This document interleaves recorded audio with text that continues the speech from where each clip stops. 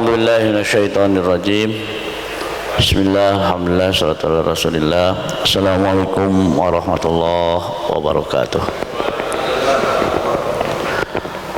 Alhamdulillah, alhamdulillahirabbil alamin wa bihi nasta'in ala umuri dunya waddin. Assalatu wassalamu ala asyrafil anbiya'i wal mursalin wa ala alihi wa sahbihi ajmain. Amma ba'du. Bapak-bapak dan ibu-ibu yang dirahmati Allah, pertama alhamdulillahirabbil alamin. Marilah kita terus bersyukur kepada Allah Subhanahu wa taala, mengakui segala sesuatu adalah dari Allah, dan kita mengucapkan alhamdulillah. Salat dan salam kita haturkan kepada Rasulullah sallallahu alaihi wasallam. Allahumma shalli ala sayyidina Muhammad. Maqasid syariah dalam zakat dan pengaruhnya terhadap hukum. Hadirin yang pertama, setiap ibadah ada maqasidnya dan harus kita berusaha untuk mewujudkannya. Jangan sampai beribadah tujuan tidak tercapai. Yang kedua, dalam menentukan hukum harus mempertimbangkan maqasid syariah. Karena ada dua ini. Pertama, maqasid syariah yang harus kita capai. Yang kedua, maqasid syariah harus dipertimbangkan dalam menentukan hukum, terutama masalah kontemporer. Nah, sedikit mengingatkan definisi maqasid syariah. Salah satu yang ingin dicapai dari belajar maqasid syariah adalah menguatkan ibadah kepada Allah. Karena dengan maqasid syariah kita tahu bahwa Allah Subhanahu wa taala tidak melarang sesuatu kecuali karena Allah menginginkan kebaikan untuk kita. Jadi kalau mau manusia itu mau hidup dengan baik, maka sarannya taati Allah. Kenapa? Allah nyuruh pasti menghasilkan tujuan baik. Allah melarang pasti menghasilkan tujuan agar terhindar dari yang buruk. Permasalahannya sudah disediakan jalan, tapi memilih jalan yang tidak baik. Inna hadainahu sabila imma syakira wa imma kafuro. Sudah diberi jalan, akan tetapi banyak yang memilih jalan menuju neraka. Imma syakiran, memilih jalan menuju surga. Imma kafuro, memilih jalan menuju neraka. Jadi memang ya sifat manusia. Kaum Nuh tidak mau memilih jalan menuju surga. Ad, Samud, Fir'aun sama. Akhirnya dari makullah, definisi dari maqasid syariah paling penting adalah bagaimana tujuannya, bertujuan menguatkan makna beribadah kepada Allah dan meyakini kebaikan di balik perintah dan keburukan di balik larangan. Kan ada yang mengatakan, kenapa yang enak-enak dilarang? Ya kalau yang enak dilarang karena menghasilkan yang buruk gitu. Biasanya kita akan asa antakruh syai'an wa yaj'alu fi khairan katsira. Kadang mungkin saja kita tidak suka dengan sesuatu, akan tetapi di balik yang tidak suka itu kebaikan. Maka yang beriman hanya berpikir satu, pikirannya apa yang Allah perintahkan. Itu makna wa ma khalaqtul jinna wal insa illa liya'budun. Apa itu liya'budun? Sibuk dengan perintah tuannya. Kalau begitu kita juga hidup sibuk dengan perintah Allah, melaksanakan apa yang Allah perintahkan. Nah, jadi ya rahimakumullah, maqasid syariah. Nah, kalau yang alinea pertama dijelaskan dalam slide ini. Jadi maqasid itu ada berbentuk hikmah, ada berbentuk maslahat umum, ada berbentuk karakter global. Apa itu hikmah? Kebaikan langsung dari setiap ibadah. Contoh, setiap ibadah sholat menghasilkan tanha anil fahsya wa munkar. Salat seperti apa yang menghasilkan manusia benci terhadap kemungkaran? Salat yang dilakukan dengan baik. Kalau salat yang sekedar gugur kewajiban, salatnya sah, akan tetapi masih mencintai kemungkaran. Ini kan masalahnya, kalau kita sudah benci mungkar, salatnya mencegah dari kemungkaran. Tapi kalau salatnya masih menginginkan mungkar, nah ini bahaya. Jadi katakanlah, mohon maaf kalau kita lagi buka berita, ketika muncul gambar yang enggak kita benci, nah itu udah benar gitu. Ketika muncul gambar yang enggak kita, wah yang mana? Masih masalah itu. Inna sholata tanha 'anil fahsya wal munkar. Terus gimana kita? Makanya yang heran itu iklan haram laku di masyarakat muslim, bingung kan? Seharusnya nggak laku itu iklan. Kenapa? Nggak dibeli. Kenapa? Diiklankan dengan haram masih kita beli juga gitu. Seharusnya kita benci dengan mungkar. Mohon maaf ya kalau lagi puasa, lagi baca misalkan berita di di medsos HP, misalkan prediksi pertandingan Chelsea lawan Manchester City gitu. Set ada gambar, kalau masih, tapi kalau kita kesel gitu, nah itu udah tanha 'anil fahsya wal munkar. Yang dipikirkan sholatnya, bukan bagaimana Chelsea Manchester City-nya, bukan. Sholatnya yang seperti apa yang melahirkan benci terhadap maksiat gitu. Jangan sampai sholatnya rajin tapi ribanya juga rajin, enggak gimana gitu. Nikah itu aghaddu lil basar, mata terpelihara. Kebayang nggak?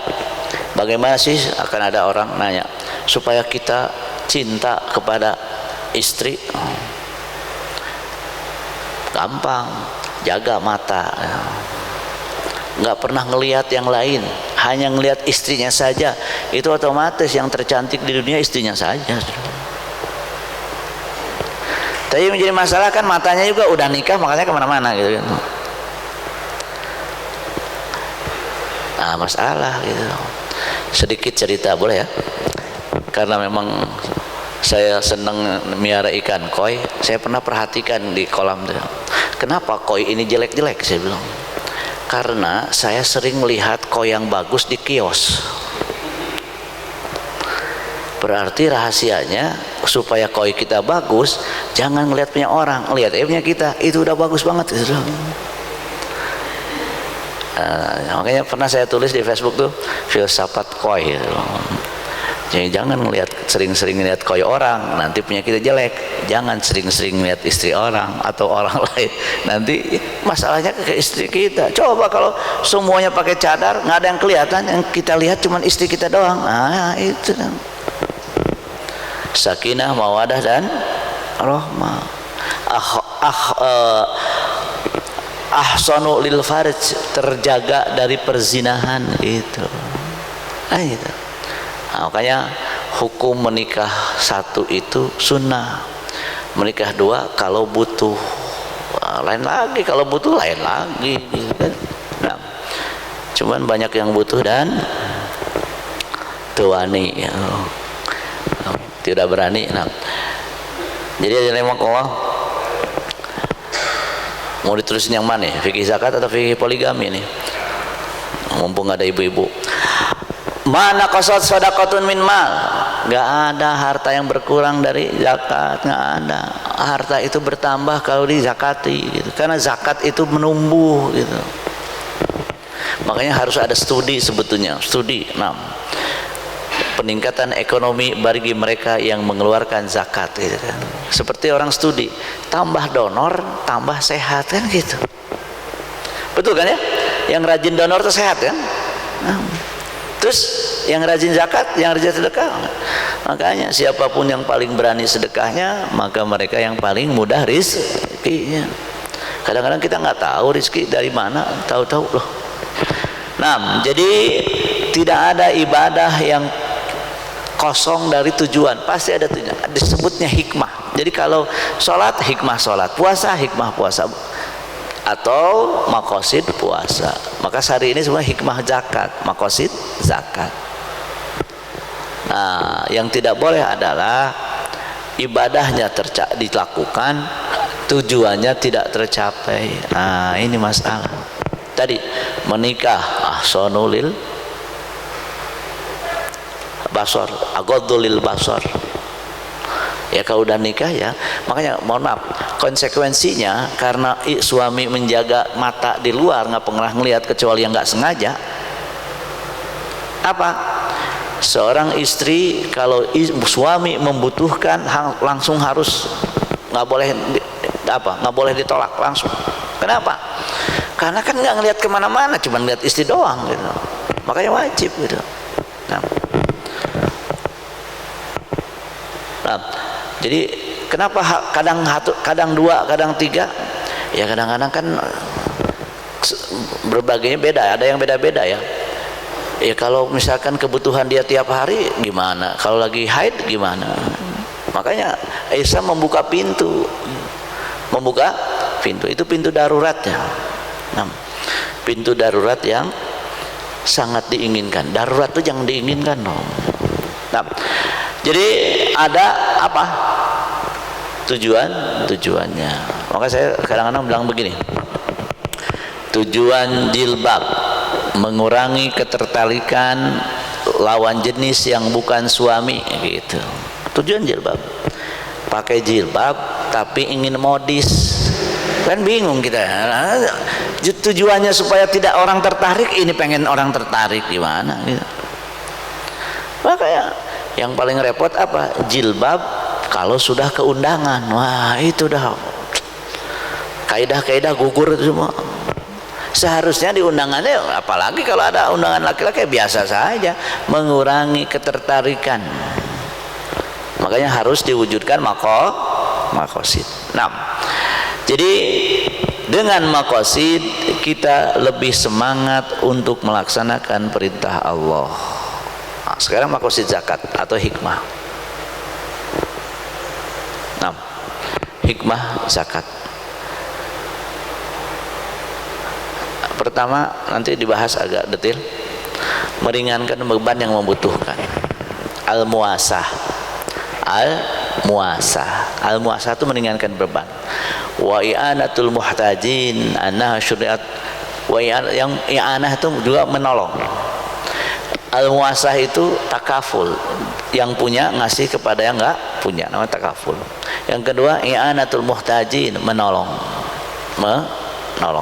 Makanya boleh nggak zakat dibelikan mushaf? Tanya dulu, yang mustahiknya butuh mushaf nggak butuh, ya nggak boleh gitu. Bagaimana zakat dibelikan dengan peralatan senam? Ya ibu-ibu mana ada yang mikir senam? Boleh nggak? Ya nggak boleh, nggak butuh peralatan senam, buat apa? Itu. Jadi dia butuhnya apa? Dia butuhnya apa? Meringankan beban dan yang membutuhkan. Saya sebelum lupa, ternyata kita ini sering lupa, kan kelompok zakat 8. Yang pertama fukoro, yang kedua masakin. Apa itu masakin? Hampir kaya. Hampir kaya itu punya hak loh. Sedangkan kita posnya fukoro itu bahasa Indonesia orang miskin. Kalau masakin bahasa Indonesianya hampir kaya sebetulnya. Yang nggak boleh dapat zakat hampir miskin, itu nggak boleh. Kenapa? Tetap kaya dia, hampir miskin. Hampir menang kan nggak enak, hampir kalah tuh enak. Hampir kaya itu masih dapat zakat loh. Kan fukoro miskin, masakin hampir kaya, maka dipenuhi kebutuhannya. Yang paling mudah mengeluarkan dari kemiskinan yang mana? Kan garis cuma 2, kaya miskin, kan gitu. Kaya miskin. Miskin itu masih butuh, kaya udah nggak butuh, kan goniun tuh nggak butuh. Makanya siapa yang berhak mendapat zakat? Yang lil fuqara, miskin, nggak punya kerjaan atau nggak punya penghasilan, sudah miskin.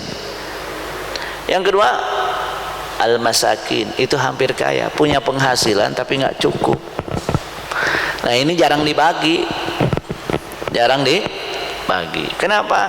Karena merasa prioritasnya yang orang miskin, padahal dalam ayat dua-duanya disebut loh. Kalau dua-duanya disebut, dua-duanya berhak gitu. Nah, jadi yang pertama meringankan beban yang membutuhkan. Maka dalam hukum-hukumnya harus memperhatikan yang membutuhkan. Tadi boleh nggak beli buku tulis buat dari zakat? Tanya dulu yang nerimanya, anak sekolah atau siapa. Kalau nini mah nggak usah, ngapain lagi gitu. Nggak butuh dia ya. Kemudian yang kedua, nah ini mensucikan akhlak. Jadi yang namanya zakat itu membersihkan sifat-sifat buruk dalam hati, terutama yang namanya asyuhu. Asyuhu itu ada bakhil, ada syuhu. Ada bakhil, ada syuhu. Contoh syuhu gini,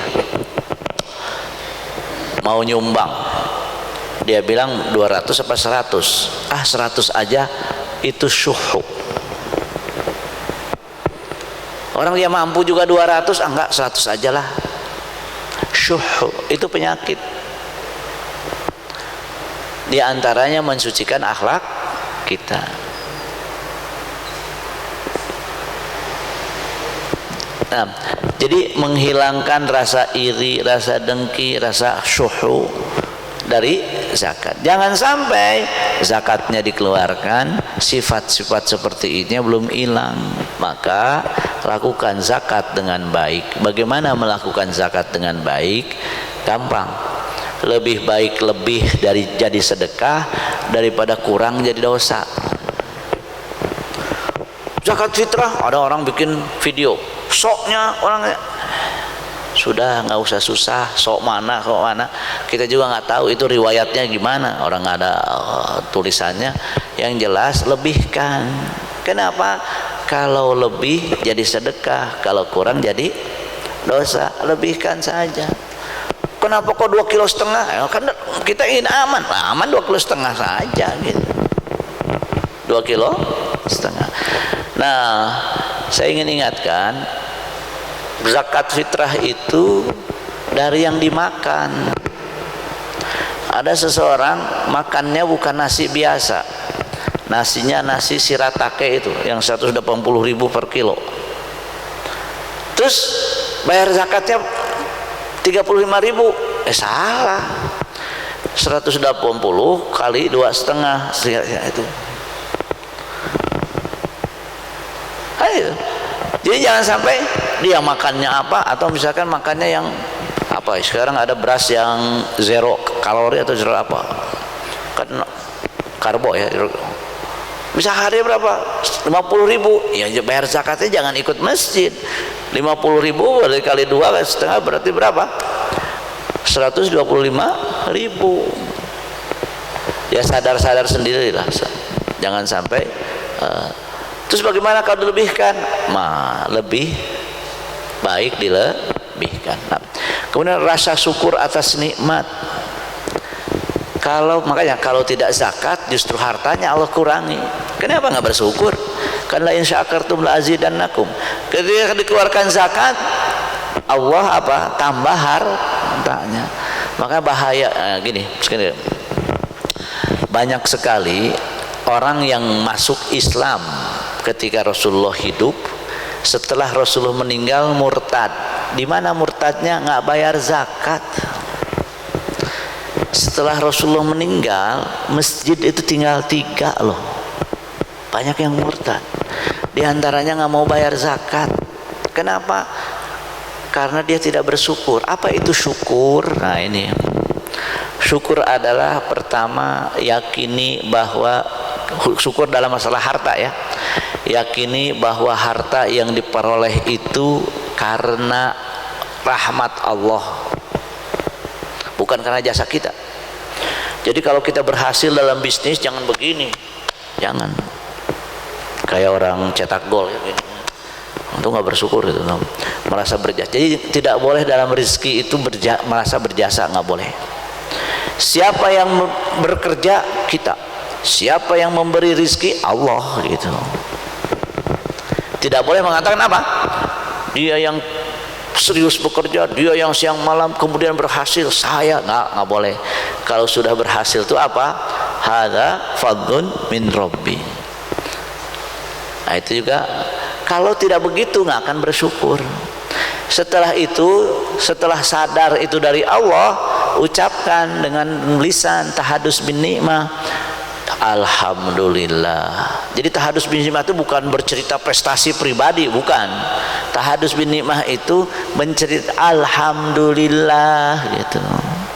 Jangan cerita, saya kadang-kadang bingung, ini tahadus bin nikmah atau lagi sombong. Kenapa? Enggak, beda tipis doang, gitu. Dia mencerita tentang keberhasilannya, itu alhamdulillah, cukup begitu. Setelah itu, bagaimana bersyukur dalam harta? Buktikan dengan amal. Buktikan dengan amal. Maka langkah ketiga dari bersyukur adalah menggunakan nikmat untuk mencapai ridho Allah.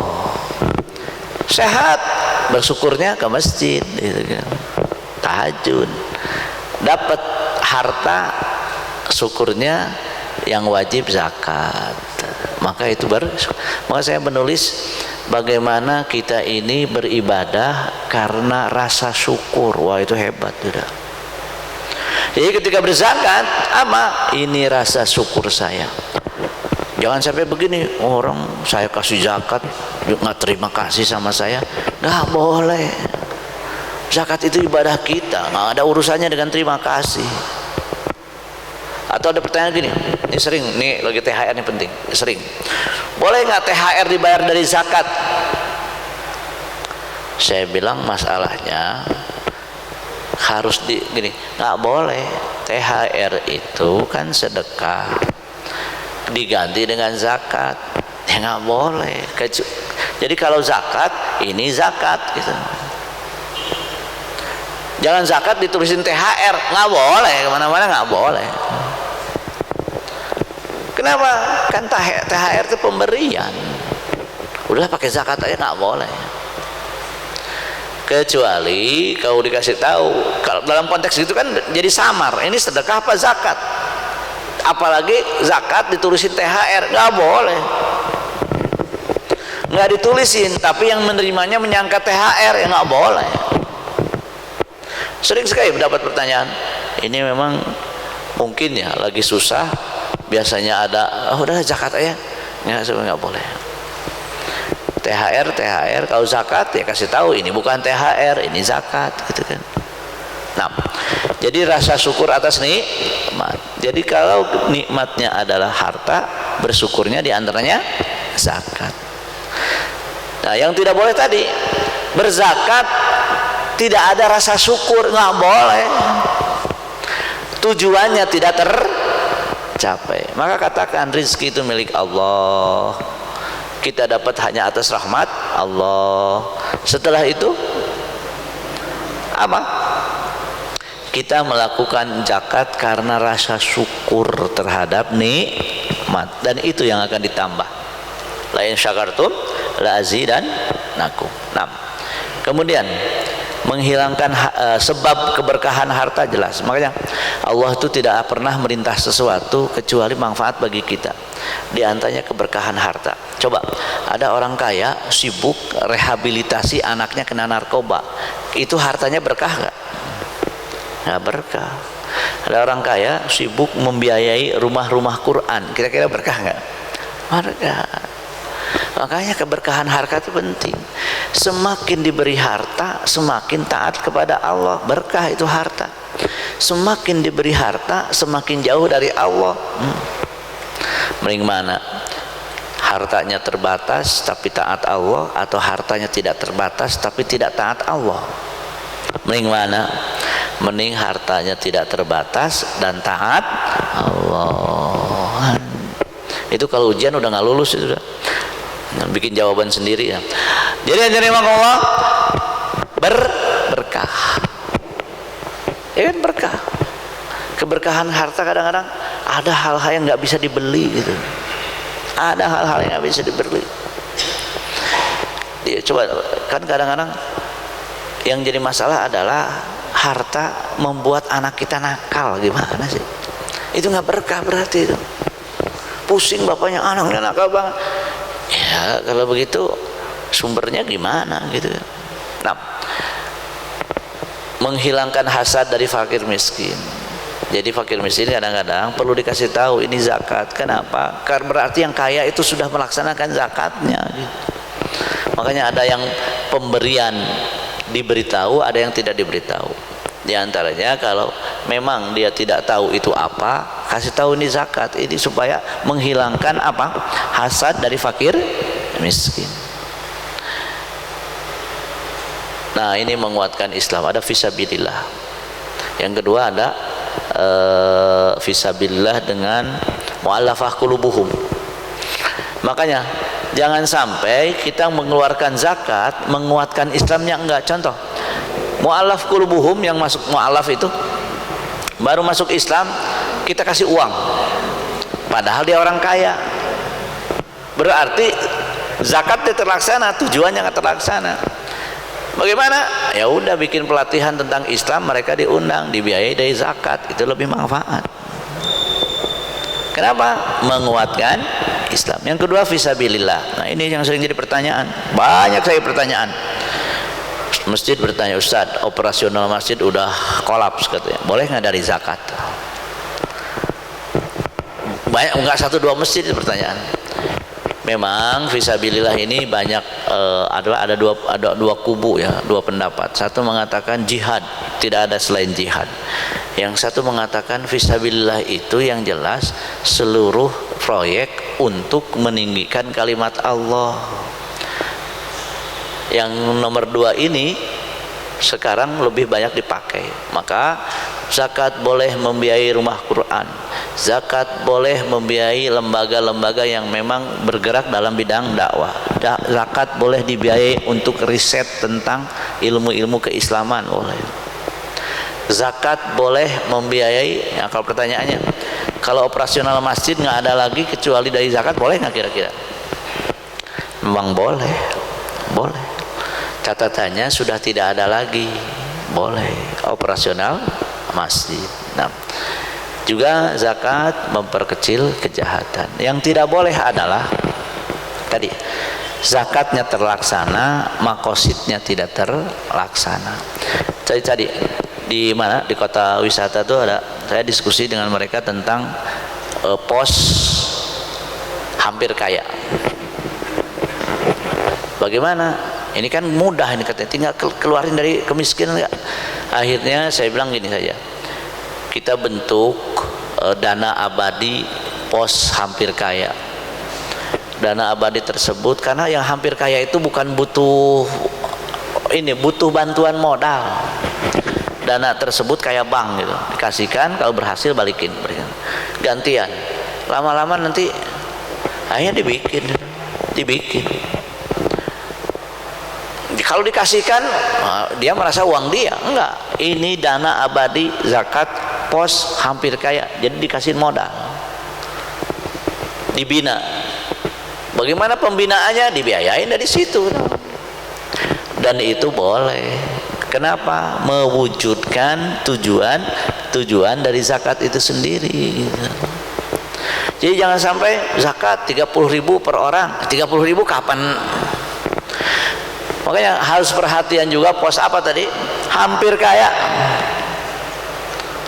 Pos hampir kaya. Nah, hadirinmakumullah, ini tadi al-muasa kita lewat saja. Ini juga lewat karena terlalu teori. Nah, sekarang pengaruh makosid terhadap hukum zakat kontemporer. Pengaruh makosid hukum zakat kontemporer. Ibnu Qayyim mengatakan yang namanya zakat, yang namanya hukum itu harus adil. Singkatnya gitu aja, harus adil. Harus maslahat, harus hikmah, dan harus rahmah. Kalau tidak begitu bukan syariat katanya. Harus rahmah. Jangan bikin susah. Contoh, Lihat zakat fitrah, kapan wajib? Zakat fitrah itu wajib ketika diumumkan besok kita lebaran, itu baru wajib. Makanya misalkan ada orang meninggal 5 jam sebelum akhir Ramadan, itu nggak wajib zakat fitrah, nggak wajib. Sebaliknya ada bayi lahir di malam hari, itu wajib zakat fitrah udah. Karena dia hidup apa di malam hari, di malam lebaran. Nah kalau lahirnya setelah subuh udah nggak wajib. Itu jadi wajibnya itu seperti itu. Jadi batas wajibnya itu. Nah bagaimana udah bayar zakat fitrah di awal Ramadan? Yang sunnah, saya katakan yang sunnah, mengeluarkan zakat dari sejak sholat subuh sampai imam sholat Idul Fitri. Itu waktu mengeluarkan zakat. Kebayang nggak kita puyeng, jumlah begitu banyak mau bayar zakat setelah subuh. Ini nanti banyak panitia, banyak yang mandi itu udah. Terus gimana? Kan sunnahnya begitu. Makanya ya memang itu yang sunnah, tapi jangan memberatkan, jangan bikin susah. Makanya ada yaitu apa tadi, raf'ul masyaqqah, jangan bikin susah, raf'ul haraj, jangan bikin jadi sesuatu jadi sempit. Bagaimana? Ya sudah, kata Imam Malik berdasarkan maqasid. Kata Imam Malik apa? 3 hari sebelum lebaran udah boleh, Imam Malik dan Imam Ahmad bin Hambal. Tapi kita sekarang pusing juga kalau 3 hari sebelumnya.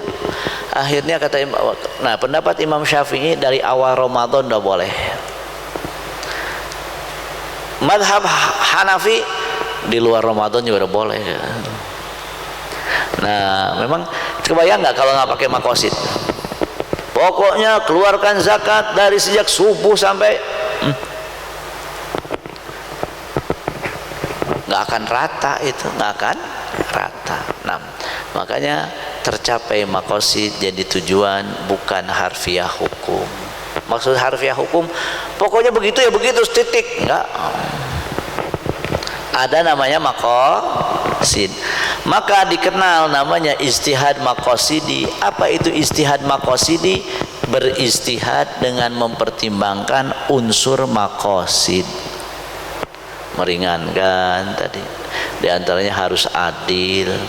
Nah pertanyaannya, ada yang berdebat, tidak ada zakat profesi, tidak ada zakat profesi.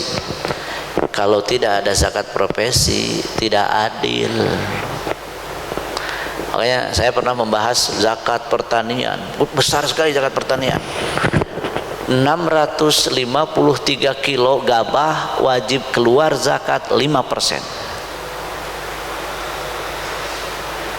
Terus berapa sih 653? Katakanlah 7 juta. Misalkan dia punya tanah berapa? 1 hektar. Itu paling berapa gitu?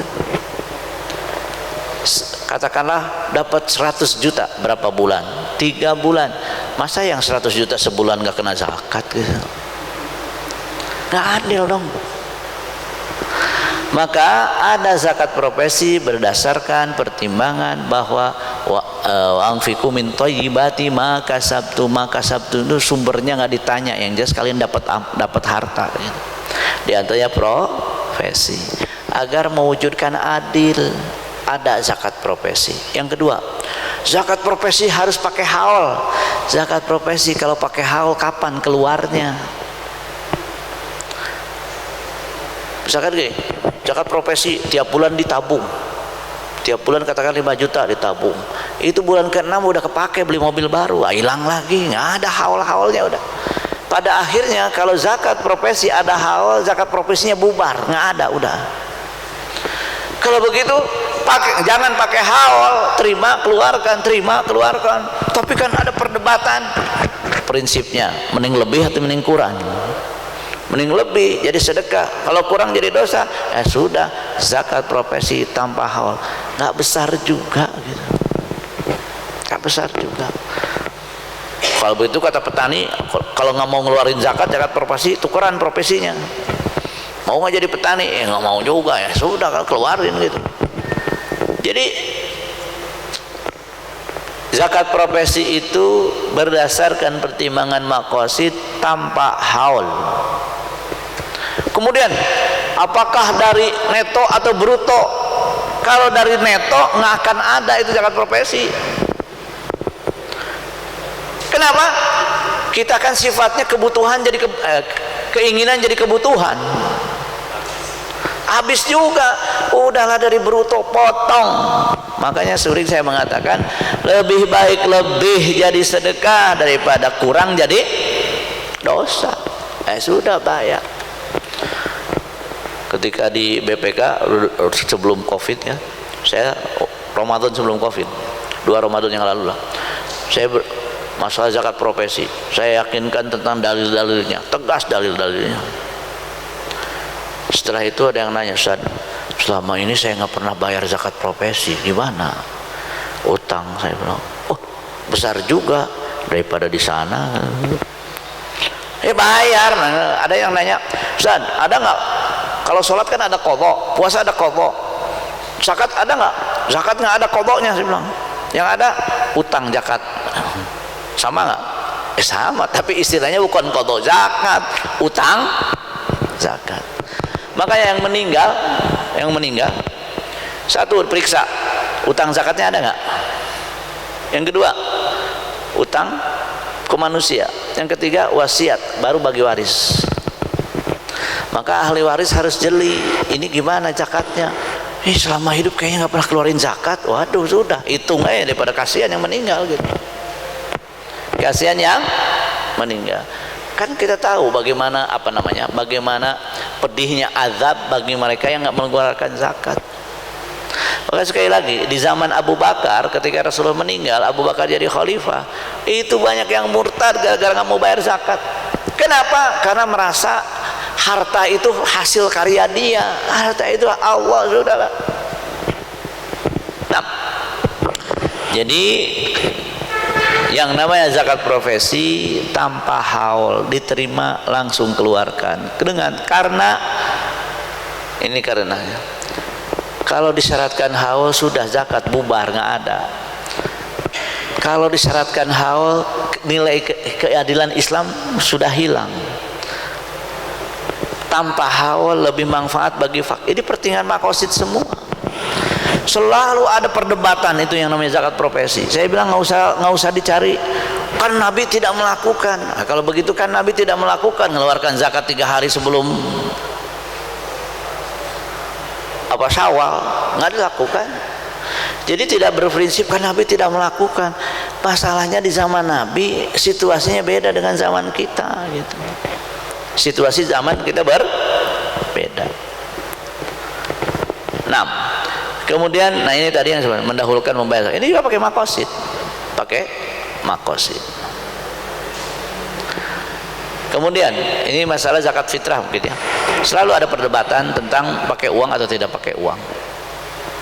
Tapi saya dengar Saudi sekarang membolehkan pakai uang ya. Waduh. Jadi kalau zakatnya pakai uang, maksudnya jangan dibeliin beras, kasihkan uangnya gitu. Karena memang pertimbangannya tadi memenuhi kebutuhan. Kalau tidak pakai maqasid, lihat kalau tidak pakai maqasid, maka kita harus bayar zakat dengan gandum. Karena yang tertera dalam hadis gandum, syair itu mungkin orang Indonesia menyebutkannya jewawut ya. Kalau bahasa Sunda namanya hanjeli, itu dulu itu ada. Orang Sunda juga pada nggak tahu itu hanjeli, nggak pernah ngelihat ya. Yang ketiga kismis, kurma kering, anggur kering. Yang keempat kurma. Itu yang ada dalam hadis.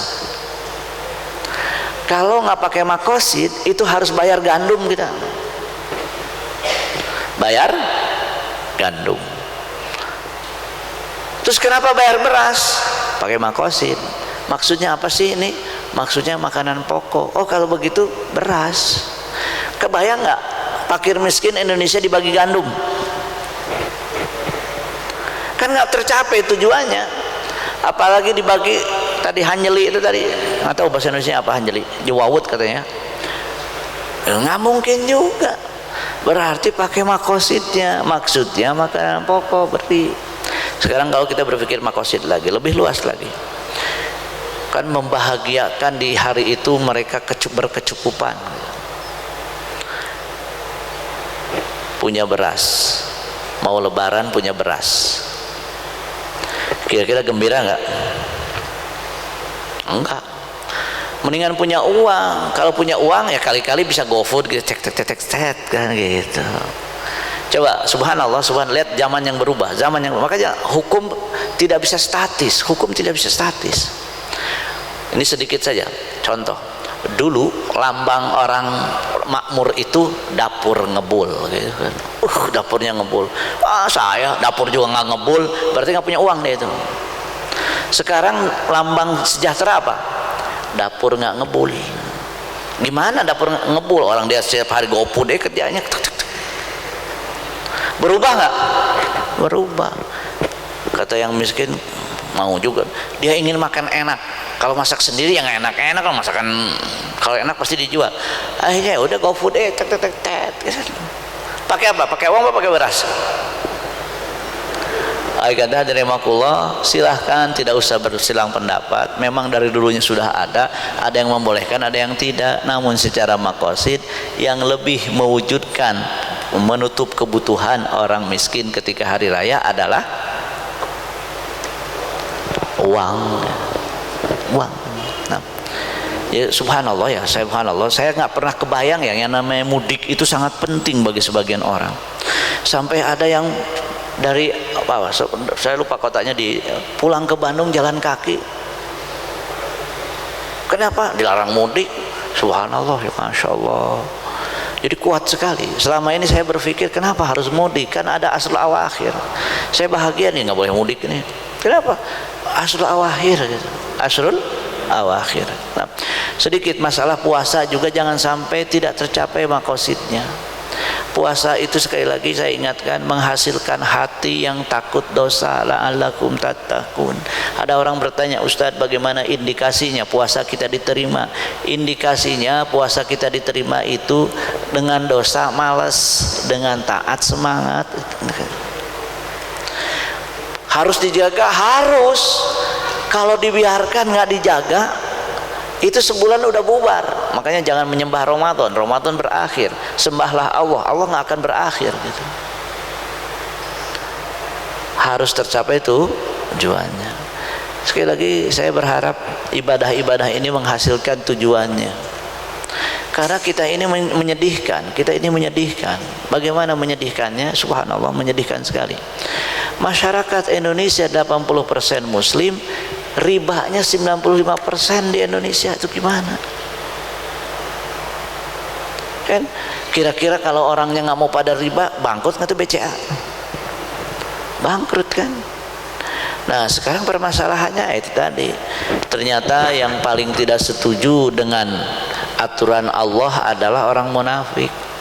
Ya susah memang orang munafik. Dan orang munafik yang akan ada di masjid nggak akan ada. Males dia di masjid. Dikir 10 kali aja udah nggak betah dia. Nah, jadi yang dirahmatullah, tolong wujudkan makosid dalam apa? Dalam ibadah semuanya, zakat, puasa. Saya misalkan makosid syariah dalam membaca Quran. Bukan hanya satu, mengejar satu huruf satu pahala, bukan. Banyak lagi. Bahkan di laptop saya tuliskan makosid membaca Quran. Di antaranya adalah mengetahui apa? Al-hidayah. Hidayah itu aturan-aturan Allah gitu. Ketika membaca, misalkan membaca apa? Kisah Al-Kahfi, apa yang dibaca? Kisah Zulkarnain, apa pelajarannya? Itu kan tujuan Al-Qur'an. Coba bayangkan. Yang menjadi musibah kita di zaman sekarang adalah menghilangkan jasa Allah dan menjadikan teknologi yang berjasa. Kalau hanya menjadikan teknologi yang berjasa, itu kemusyrikan. Seharusnya kita berjuang mempelajari teknologi setelah berhasil seperti Zulkarnain dalam surat Al-Kahfi. hadza rahmatun min rabbi. Coba lihat, setelah membuat benteng Ya'juj dan Ma'juj dikurung, kemudian di akhir setelah itu di awal lembar terakhir surat Al-Kahfi disebutkan hadza rahmatun min rabbi. Jadi setelah berhasil tuh hadza rahmatun min rabbi, bukan saya, teknologi. Sekarang kemusyrikan di mana? Jasa dipindahkan dari Allah ke teknologi. Bahaya itu. Bahaya, membuat kita tidak bersyukur. Karena syukur itu dimulai dengan apa? Syukur itu dimulai dengan akui semua jasa milik Allah. Masya Allah, la quwata illa billah. Jadi salah satu tujuan Quran itu menemukan makna-makna seperti itu, menemukan makna. Sampai ada, saya kira sampai 17 itu makosid membaca Quran. Kita biasanya cuma satu, yaitu apa? Satu huruf satu pahala. Satu huruf satu pahala. Ya memang kalau di Ramadan bawaannya pengen hatam aja. Saya kadang-kadang Quran di rumah itu ada pensil, saya kata anak saya kalah, kecepatan membacanya kalah. Saya bilang masalahnya kalau saya baca Quran pasti ada tadabbur yang ditulis dulu. Ini ayatnya ini ayatnya ini. Itu kayak tadi saya walau alam sering baca surat Al-Kahfi, tapi kenapa ketika ini hadza rahmatun min rabbi, subhanallah, setelah teknologi itu bukan merasa berjasa, vaksin nanti dulu hadza rahmatun min rabbi. Jangan kayak India, teknologi kami menguasai, wah memproduksi vaksin, udah sekarang corona kami berhasil mengalahkan corona, seakan-akan mengatakan kami mengalahkan Allah, takdir Allah sudah, corona udah kalah, ayo kita perayaan.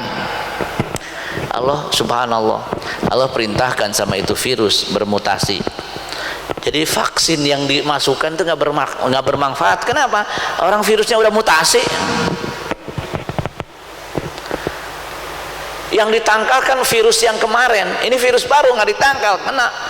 Tapi hikmahnya juga mereka kesel sama patung. Ente patung kami sembah, datang corona nggak akhirnya dihancurin tuh patung.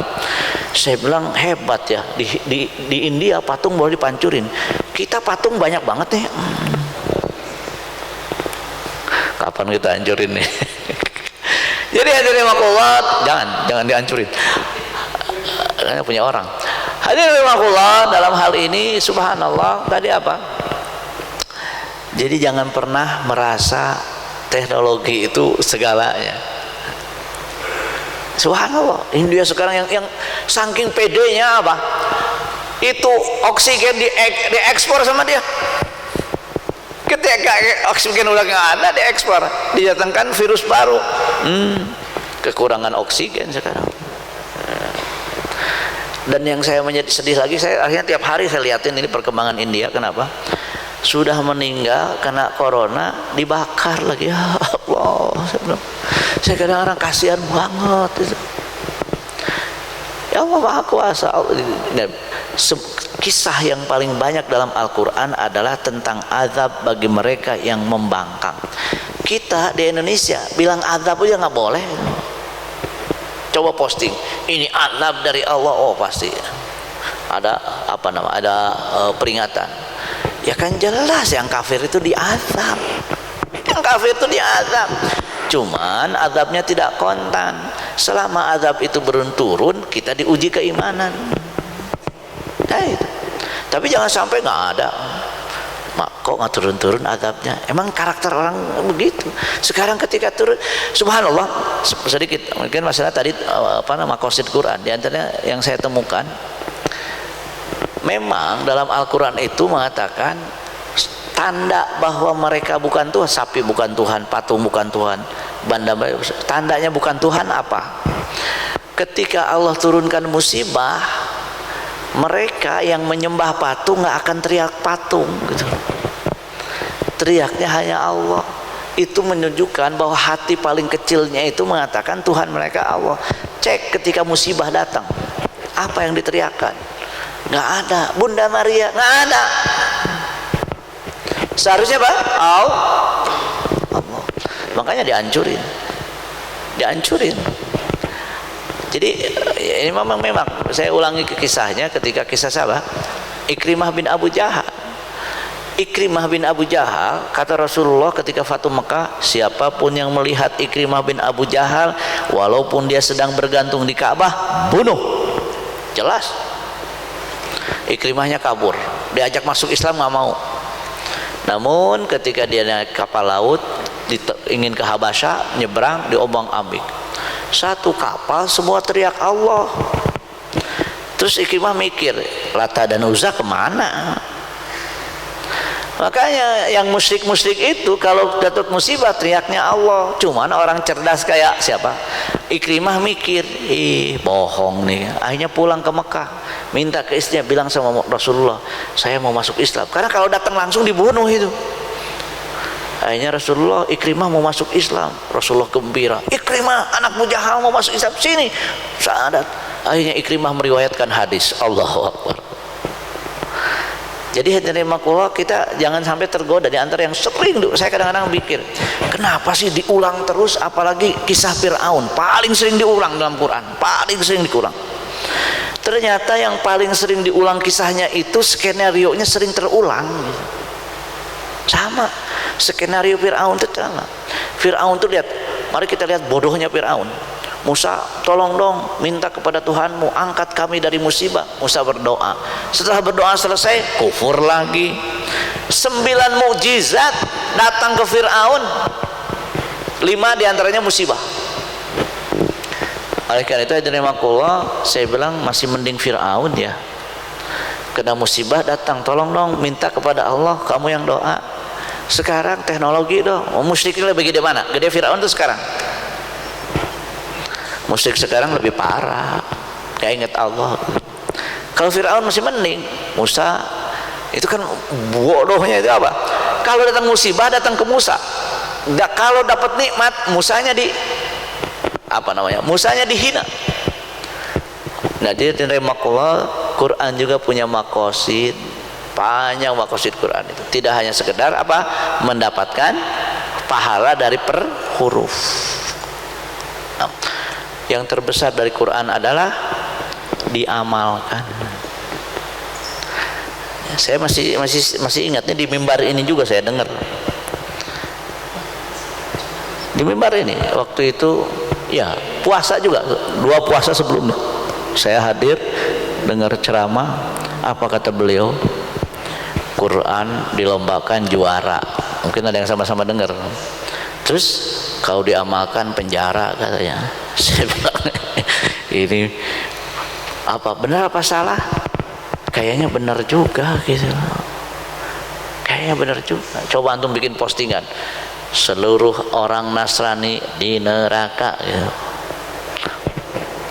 Gimana? Oh, hate speech. Padahal Al-Quran tiap hari bilang begitu kan. Jadi nanti kita ketika lebaran akan mengucapkan yang hate speech. Kenapa? Karena isi takbir itu hate speech loh. Walau karihal kafirun, walaupun orang kafir benci kami. Walau karihal musyrikun, walau karihal munafikun, cuek aja, nggak usah didengerin. Walaupun mereka benci dengan la ilaha illallah. A'azza jundah wa hazamal ahzaba wahda. Subhanallah. Itu menunjukkan bahwa kita ini masih punya tugas untuk apa? Menghancurkan kekufuran. Coba nanti ketika takbir, mudah-mudahan nggak dilarang untuk takbir. Coba kalau antum terjemahkan nanti, mudah-mudahan saya terjemahkan loh. La ilaha illallah wahdah, sadaqa wa'dah, wa'azza junda, tentaranya depan, wahazamal ahzab, menghancurkan kelompok-kelompok yang memang waktu itu menyerang Islam. Wahazamal ahzab wahdah, la ilaha illallah. Maka saya sering mengatakan la ilaha illallah itu tuntutannya harus menang.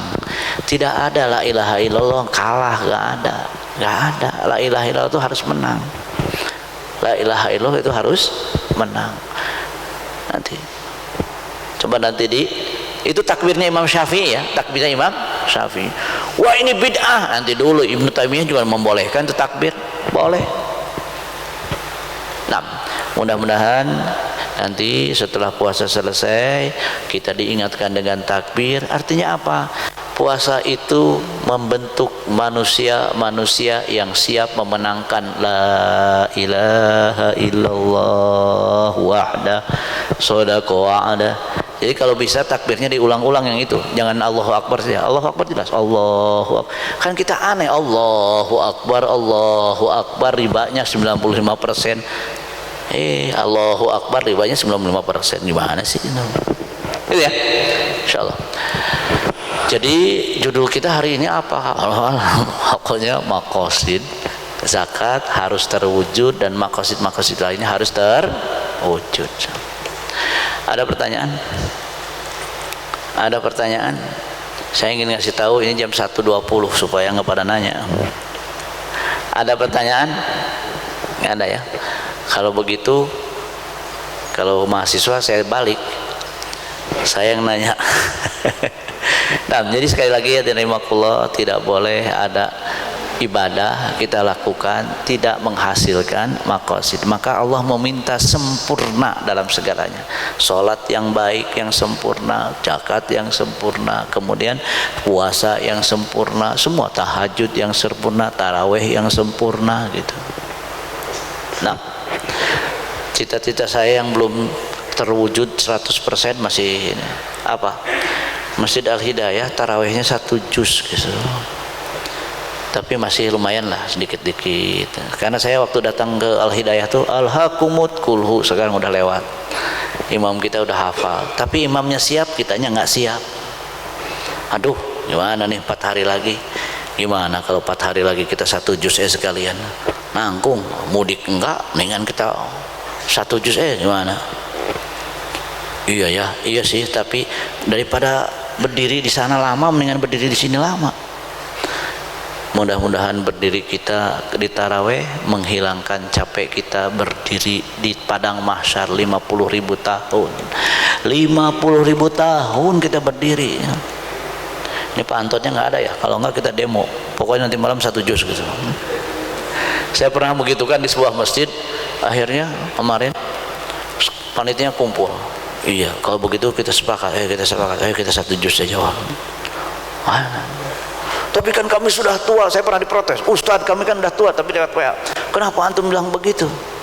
Emang sahabat pada muda juga, kan ada yang tua juga sahabat.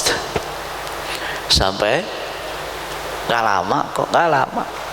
Apa sih yang kita ingin? Capek, ya capek gitu doang.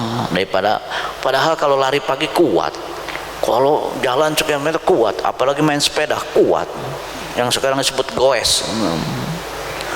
Nah, mudah-mudahan ada hari berapa lagi nih? Hari ini 26 ya. 26 berarti nanti malam 27 ganjil. 28, 29, mau 29 atau 30 nih? 30. Berarti memang kita rindu Ramadan. Jangan 30 dong, nanggung nih 29 aja, 30 masih ada 1 hari lagi.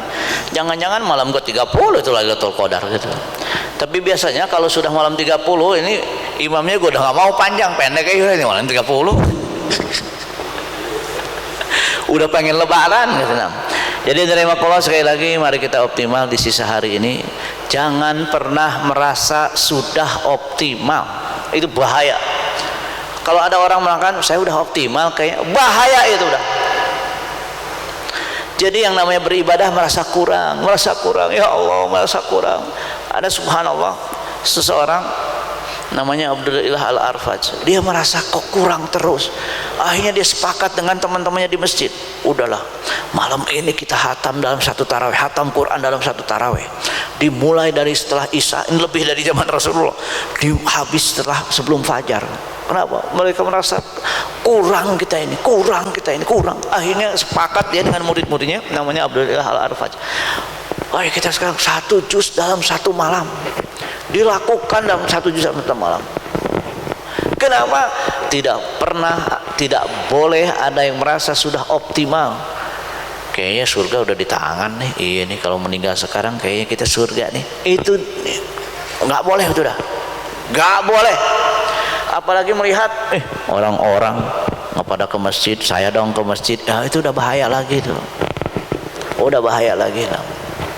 Jadi hadirin rahimakumullah, mari kita menganggap masih kurang, masih tidak optimal, sisa-sisa hari kita optimalkan.